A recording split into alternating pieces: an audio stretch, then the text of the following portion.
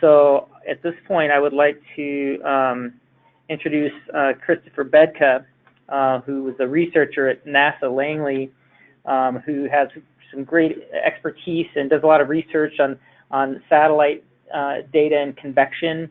Also works a lot with education and outreach material. He's attended Northern Illinois University and the University of Wisconsin-Madison, and I saw this great paper that he had in, I believe it was Weather and Forecasting, as I was looking through journals here, manuscripts recently, and this is such a pertinent topic with the great improvements that we've seen in satellite data with the new GO series that have gone up, and some of the real great signatures you can see. And he has some excellent examples of the Above-Anvil Cirrus Plumes. And so, Kris, I will just turn it over to you, and I will load up your screen right now and just let you take it away. Thanks so much for joining us today. We really appreciate it. Thank you very much, Randy. I really appreciate the opportunity here, and it looks like you all can see my screen, so I'll go on ahead and get started here. Looks great. So, yeah, so just give you a bit of background here. I have a little bit of an addiction in staring at satellite images of severe storms, and just over time, looking at some of the worst storms, both over the U.S. and over Europe and other parts of the world, I just consistently saw similar patterns where we see evidence of what we're calling the Above-Anvil Cirrus Plume in almost every one of the really catastrophic events. So talking 4+ inch hail, F5 tornado type things, 100-mile-per-hour straight line winds. All of these seem to feature very similar appearances in visible and infrared imagery. And so I did with some colleagues, did some comprehensive analysis of this pattern relative to a variety of other data sets, and came up with some pretty interesting results that I'll share with you here. So I'm at the NASA Langley Research Center in Hampton, Virginia, the state here. This is a lot of these slides that were given at a visit. FDTD, I don't know what that stands for, something training division, GOES webinar a couple of months ago, and then I adapted it for this particular presentation today. So going ahead and getting started here, we found that this pattern that I'm showing you in the bottom two panels here, so I'm showing you animations of storms occurring in 2018 over North Dakota in the lower left panel, and then over Nebraska and South Dakota in the lower right panel. The blue colors and the white colors are cold clouds, so approach -65, -70 degrees C. Whereas the yellows that we're seeing in this image are quite a bit warmer, -55, so about 10, 15 degrees warmer than the blues and the whites there. And so I'm doing what they call a sandwich product, where we're overlaying the infrared data in a semi-transparent layer over the top of the higher resolution visible data. So you're seeing both the temperature information and the texture from the visible all wrapped up into one picture. And what you're seeing in this, you see these bubbling, overshooting updrafts that are very, very cold. But then downwind of that, you see this yellow, differently textured cloud.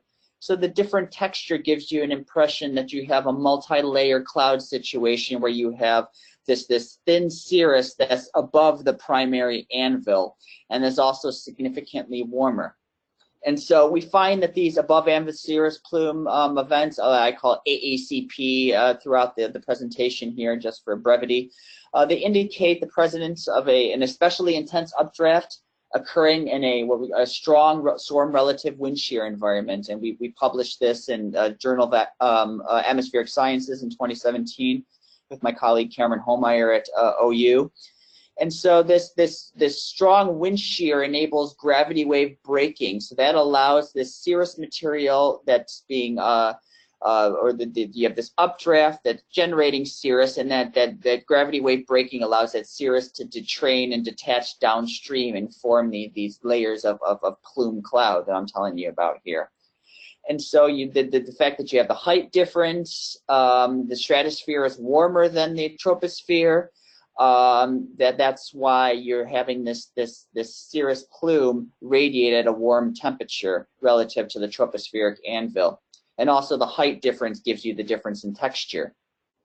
There's been some previous research by some colleagues in Europe back in the mid-90s that said that that you see enhanced reflectance in the shortwave infrared channels or the near-infrared channels, 1.6 or 3.9 micron, that are now routinely available on GOES 16 and 17.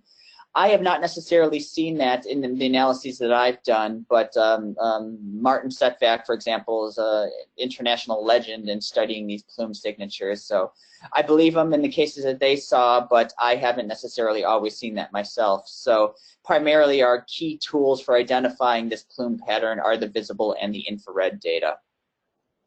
So I'll move on here. Just showing you some examples here. So here's some high-resolution images of some plume-producing storms.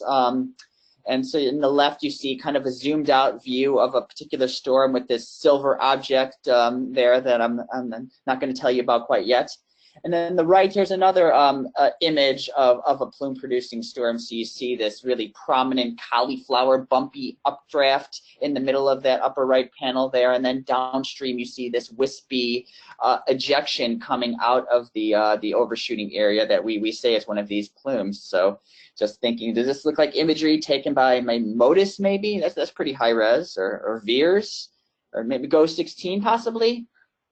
No. This actually was taken from the Apollo 9 command module in 1969 during when they were orbiting the Earth. So they had a Hasselblad camera on the spacecraft, and they were taking pictures of clouds in the Earth. And my colleague Martin digitally enhanced some of these images and came up with some really vivid detail for data that's now 50 years old. So it's pretty remarkable. So this pattern is not new. I didn't create this pattern. This is generated by convection since the dawn of history here, but over time with our satellites, we're able to see these better and better.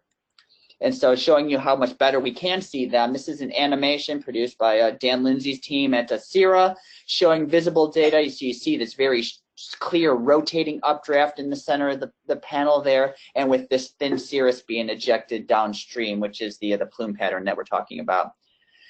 Looking at another example from May 2019, when we had this really robust severe weather period over much of the nation, especially the southern plains. So I see 9 different storms here, where in this particular case, the reds and the blacks are the cold cloud, and the yellow is warmer cloud.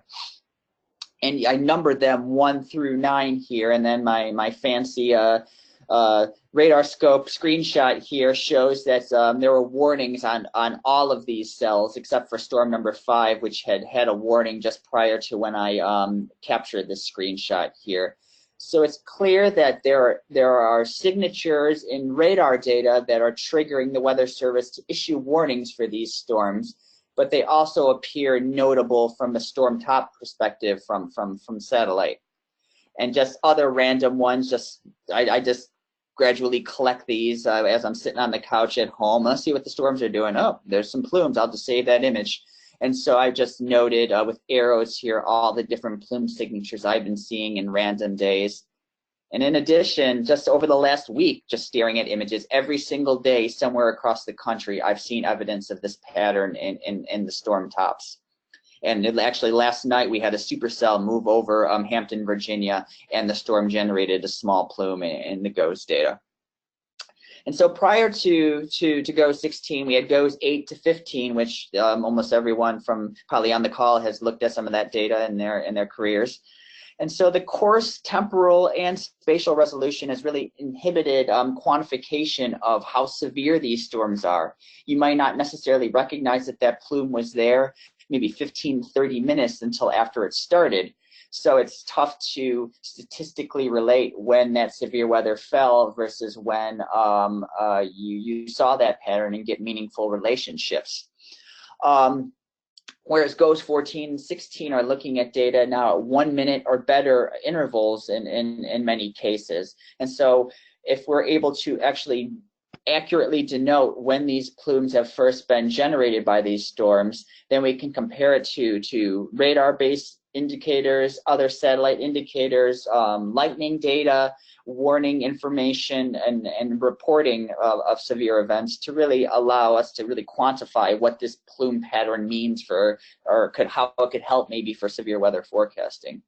And so we looked at about 8,000 or so GOES 14 to 16 images at 1 minute intervals. We did storm tracking from radar, from NexRad, looked at warnings, looked at reports to answer questions such as how frequent is severe weather from storms that produce the plumes versus storms that don't?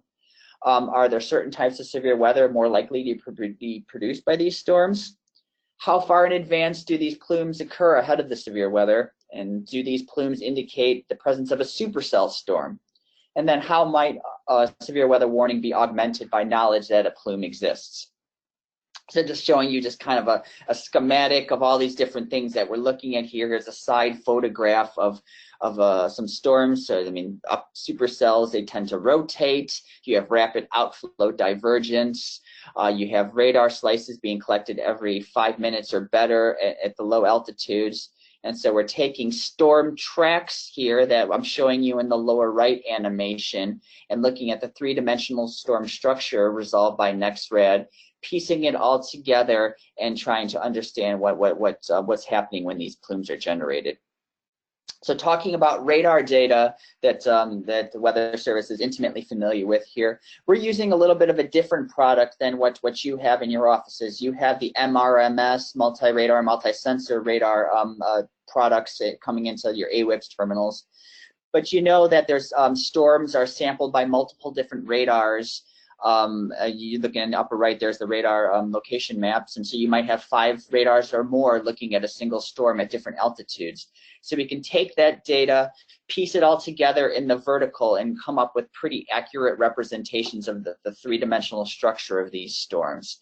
And so I'm showing you in the left just an isosurface of radar reflectivity at varying intervals, and then comparing the GOES data to that. So these especially strong towers here that you see in the radar data are some of these plume producers that are producing this red infrared enhancement color coming out of them, whereas the updrafts are in the purple and white, which are much, much colder. And so this is a radar product called GridRad that really focuses on preserving the three-dimensional structure of storms, primarily looking at upper troposphere, lower stratospheric transport for Oklahoma and Texas A&M's research purposes, but we were using it for some severe storms analysis as well. And here's just a kind of a cross-section through a supercell over Minnesota that we studied back in 2013, showing you how you can very clearly see the overshooting storm above the tropopause there, and this was a plume-producing storm as well. And so, like I mentioned, we do storm tracking with NexRad. So we're using 40 dBz radar echoes. So these are pretty intense convective radar echoes. And then we define them at each 5-minute radar volume. And I'm showing you just in the left panel what some of those storm tracks look like. The colors don't mean anything scientifically. They just denote different cells, just to kind of show you where each discrete cell is. And so once we have these storms tracked using radar data, we use these tracks as a bucket. You can say, okay, the storm moved along this track. What was the GOES brightness temperature here? When was a warning issued? When was severe weather reported? And when did we see a plume begin to be produced? And when did we see it stop being produced? And then how do all these fields interrelate once we have these tracked at the native data, so at 1 minute resolution? So we take the 5-minute tracks from radar and interpolate them down to 1 minute to be able to do this analysis I'm about to show you. And so we studied 13 different severe weather outbreaks. We found 405 plume-producing storm cells and 4,000 plus other non-plume-producing storms. And so I have some tracking, some caveats there about the different issues about the analysis that we did. So starting time and ending time of plume production noted. You can have storms producing plumes for over 4 hours continuously. And typically storms produce a plume for about 50 minutes on average. And through these 13 severe weather outbreaks, we had over 4,500 reports generated by about 700 severe storm cells. 807 of these reports were really notable, and that we call them significant severe, where they have 2+ inch hail, 65+ knot winds, and EF2+ tornadoes. And then we use the NOAA NCEI database to define the severe weather, and then we also get severe weather warning information. The warning information I'm only going to touch on briefly in this talk, but we got that from the Iowa Mesonet site.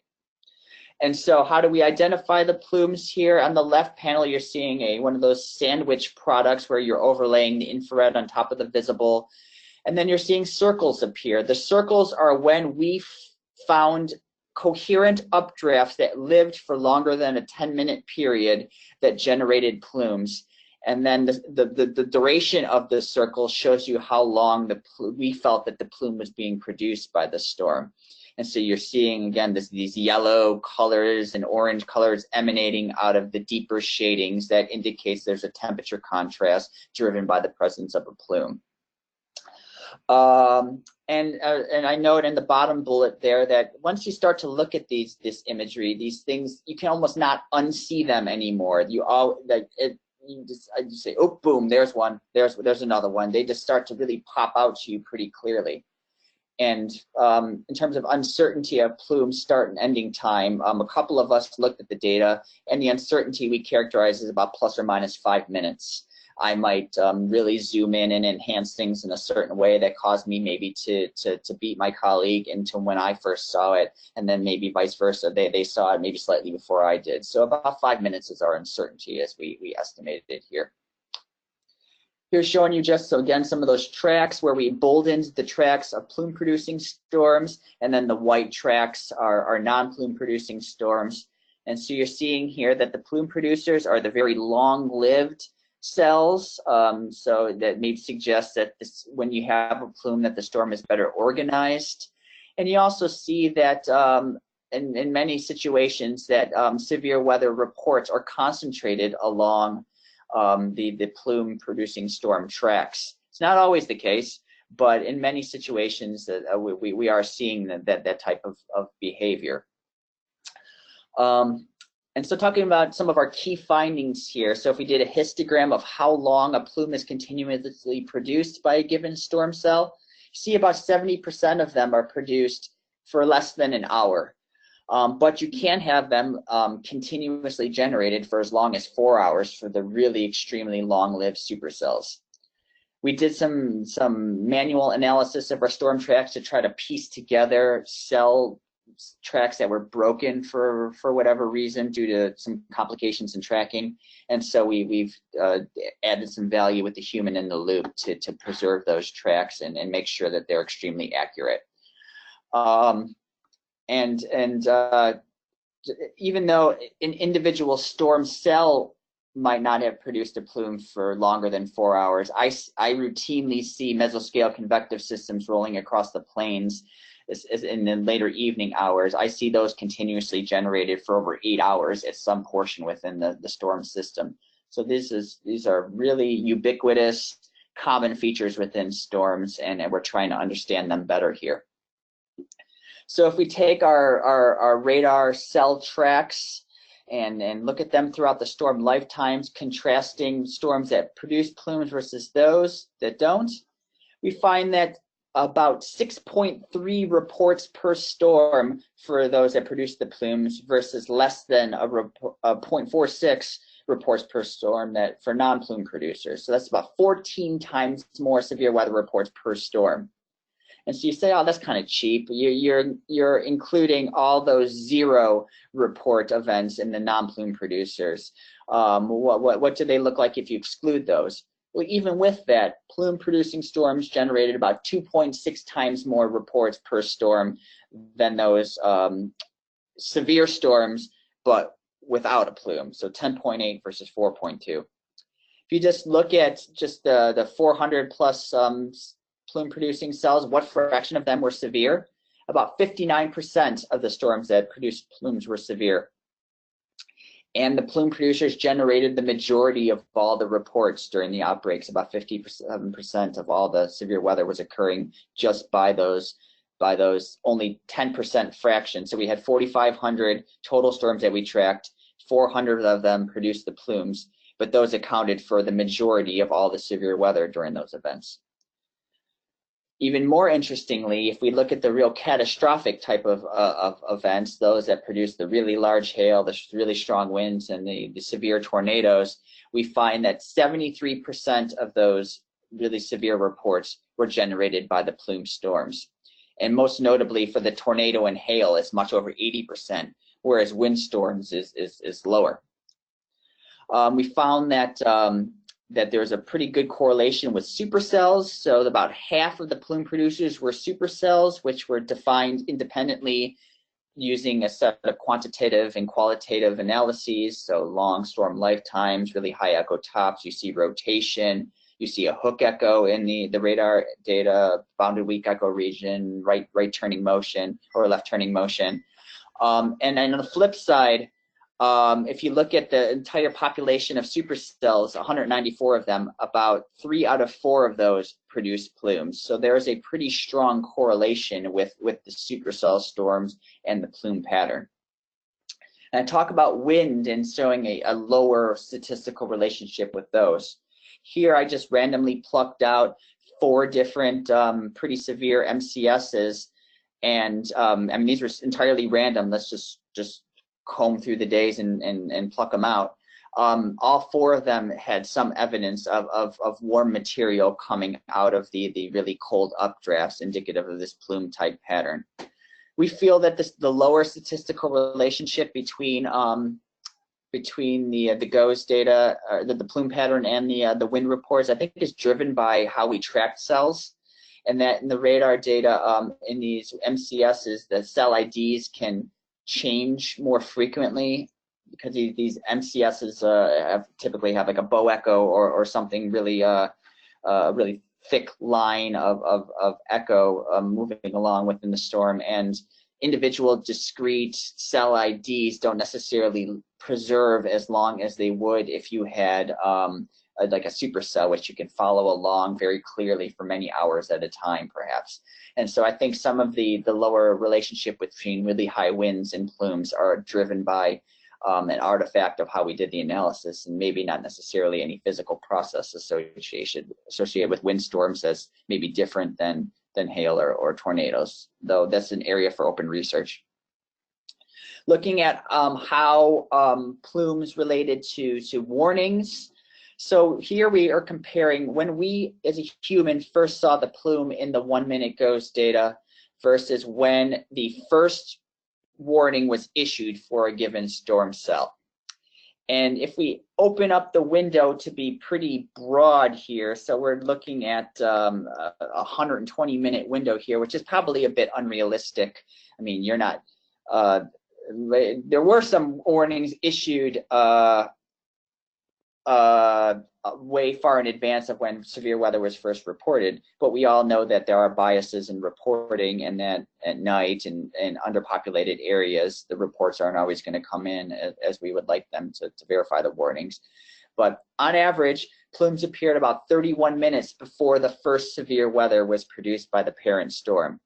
This compares pretty closely with what the forecasters are generating, about 34 minutes. Plumes preceded the first warning for about 25% of our storm cases, but typically only by about 0 to 10 minutes in time. So it's not like it's going to give you a huge leg up on what you're already seeing in the radar data, but it perhaps can help confirm maybe if you're on the edge of issuing a warning based upon what you're seeing in radar, yet you see this really obvious plume signature atop the storm in GOES data. This might cause you to pull the trigger maybe a little bit earlier than you would than waiting for a couple more volume scans from the radar to confirm things. And so yeah, the really crux of it is the areas with poor or non-existent radar coverage, which is most of the world outside the US, or even Europe, the radar coverage is not as continuous as you would expect it to be.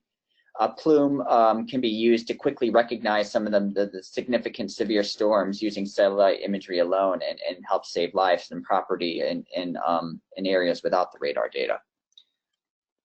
So now looking in more detail here at what radar and lightning and satellite data are telling us about plume storms and how they differ from other parts of the storm lifetime and storms that don't produce plumes whatsoever.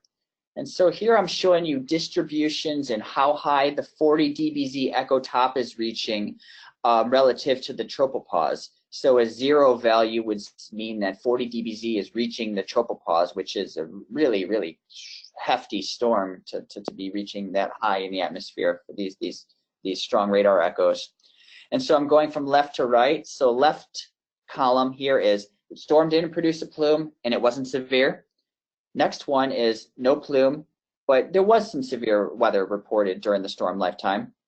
Then you have before so a plume producer, but before it formed, when the plume was being produced in red, but there was no severe weather from it, plume producing severe storm, and then after the plume falls apart. And you can see that for this particular example and parameter, that for severe storms, while a plume is being produced, the echoes are on average 3 kilometers plus higher than the other categories, the blue categories of storms here that I'm showing you. Even non-plume producing severe storms indicate that that the storm is more potent, or the updraft is stronger on average than the other categories.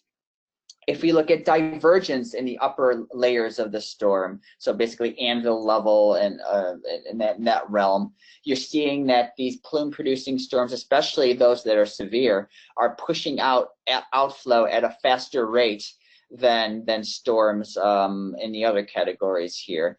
And especially just your non-plume producing but severe storm, which is the second column from the left. There's a marked difference in distribution between those two parameter sets. And so summarizing here, the height of the really large ice that's giving you, or more dense ice that's giving you the high 40 dBz echoes, that rises by about 2.5 kilometers on average, and outflow rate increases by about 50% for storms that produce the plumes. And so this updraft acceleration and higher echoes that are reaching the stratosphere, that's contributing to the gravity wave breaking when it interacts with the ambient winds, and then it helps to generate those plumes downstream.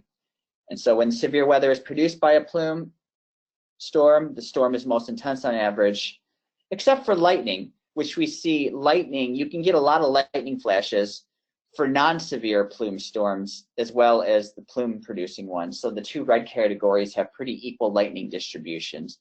But in, say, upper-level divergence and echo tops, the plume-producing severe storms win always. Looking at how cold the clouds are from GOES perspective, you're seeing a much more flat comparison across these different categories here, showing that cold temperatures alone are not necessarily a good indicator of a severe storm. So so just saying minus 80 degrees Celsius, yes, those are definitely notable storms, but you can't necessarily say warn on that and don't warn on the minus 70 degree storms, for example. So it's basically the cold temperatures of the updraft coupled with this push of warm outflow very near to it. That's the key discriminator of the really potent updraft rather than just the cold temperatures alone. And I don't have time to go into all of these, but just in almost all of these graphics here, the second column from the right, which is the plume producing severe storm, all of those show that these are the elite storms of the bunch here, especially in the lower right when you do the product of next red, basically rotation and divergence. So these storms are rotating, they're pushing out a lot of outflow at anvil level, and those go off the charts compared to the other events. And there's a huge sample size. There's 16,541 minutes of lifetime there where we're including into that particular bin, and that's just jumping off the charts. And looking at other things, and I'm showing you in the upper left here, the lightning, which is showing pretty comparable distributions in lightning activity for the non-severe plume producers and the severe plume producers. So that's kind of the unique category of the ones, and that definitely requires some further research to understand. Even in the upper right, we see that the updrafts are more textured from the visible. Here at NASA Langley, we have the capability of detecting how much texture is present in the visible based upon what we're seeing in our pattern recognition algorithms. And we're seeing that the clouds are more textured when the plume is being produced in the updraft region, which shows a stronger overall updraft magnitude. And so thinking about how these storms, or how this might benefit weather service operations here, there was one particular event documented by the folks in Pueblo, Colorado, where their radar went down. And so GOES 16 was the data set that they had to look at the continuing evolution of these severe storms. And so the storm I'm showing you in the right panel here, you can see the blue colors in this particular situation are the cold temperatures, and the yellow are the warmer temperatures. And so you're seeing that this plume has been generated. And so the forecaster recognized that this plume pattern existed at 2040 UTC, and a tornado touched down 14 minutes later. And so this gave them 14 minutes of lead time and a jump, and then it gave the opportunity to warn the public, which if maybe in a previous era where we had really chunky GOES data coming in every 15 to 30 minutes, you wouldn't necessarily have been able to identify that this storm was unique or special and worth warning for. And so this is written up, and Bill Line out at Pueblo wrote a blog write-up on this particular case that you can read about at the link that I have here. And so if you want to learn more about the study that we did, it's published, as Randy mentioned, in Weather and Forecasting in October 2018. Myself, colleagues from Oklahoma, folks here in Hampton, and a student intern that we had from Florida State. And so summarizing here, we pulled together a lot of different data from radar, human identifications of plumes, other data sets. Plume producing storms are cloud tops are highest and updrafts are most intense while these plumes are being generated. They really have a good correlation with the significant severe weather and supercells. From what I've studied severe storms now, almost 18 years I've been in the business, and have looked at severe weather in GOES data almost since the beginning, and I've never found a pattern that's been better correlated with severe weather than this one. And the fact that you can see this in any geostationary or low Earth orbiting visible and infrared data across the world, this serves as it could serve as a valuable warning decision aid, especially when you don't have radar data. And so I'll close with just a really beautiful plume-producing storm occurring this year in the Texas Panhandle. And my email is at the bottom, and I'll be happy to take any questions. Thanks, Kris. That's a great presentation. Really appreciate it. So I'll open it up for questions. Looks like we have one from the Northern Plains, from Matt Bunkers and the Northern Plains Sioux Group. What is the false alarm rate for the signature, Kris? Well, I mean, a false alarm assumes that all severe weather is reported, right? And right. So we didn't compute that statistic because we know that number will probably be misleadingly high. If we had a perfect severe weather reporting database and every event that occurred across the whole world was provided to us, then that number would be very meaningful. But I tend to think that if I had a raging MCS going over, I don't know, Bismarck, CWA all night long, and folks were sleeping, and they didn't go out with their anemometers and measure the 70-mile-per-hour winds, and there's no trees to break, then we end up with a really high stat there.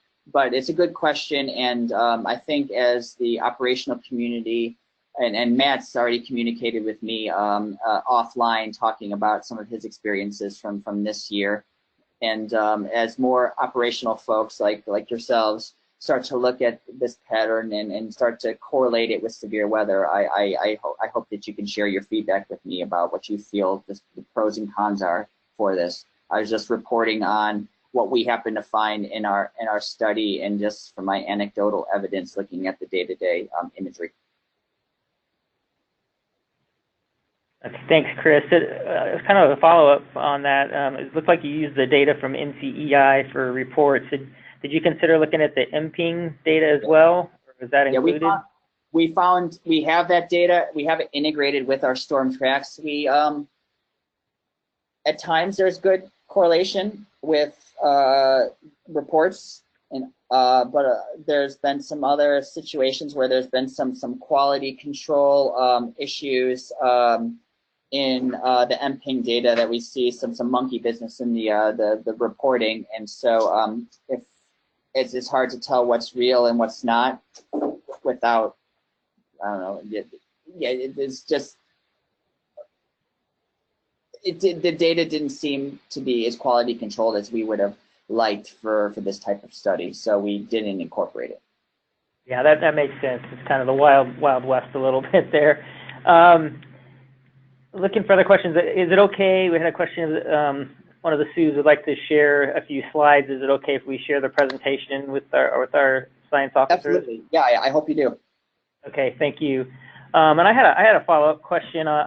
You're not looking for a specific temperature difference between the overshooting top and the plume, but I was wondering if there's any difference in severity of the storms based on the temperature difference between the overshooting top and the plume temperature.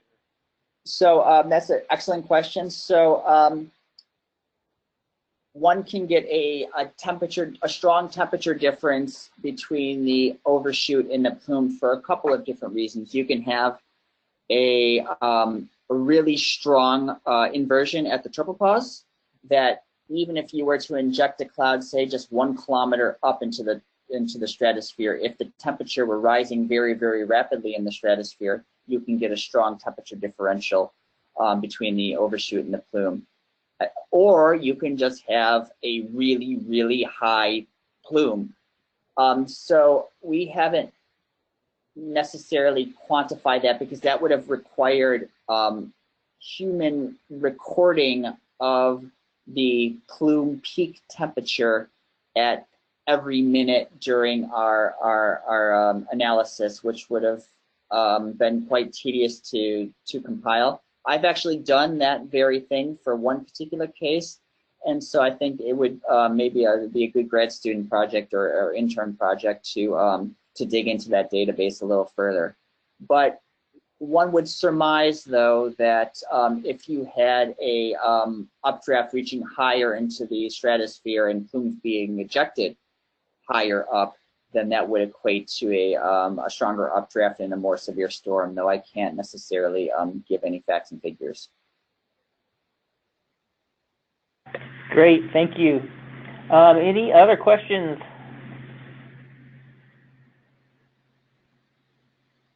I'm seeing no hands raised. Kris, thank you so much for taking the time to share this excellent material. It's fantastic, and I'm sure I like the idea that it can kind of help us maybe with some confidence as far as storm severity and warning potential in the areas that have, poor radar coverage. Especially I could see out west where radar coverage is pretty spotty, that this could be a great tool.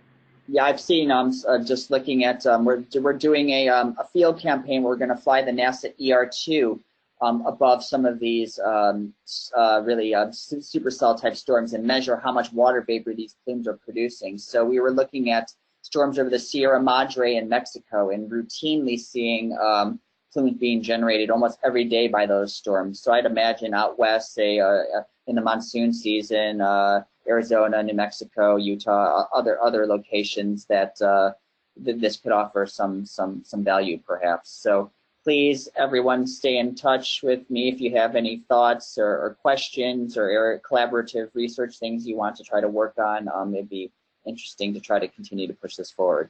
But thank you very much for the opportunity to speak with you, and take care. Thanks, Kris. Take care. Bye.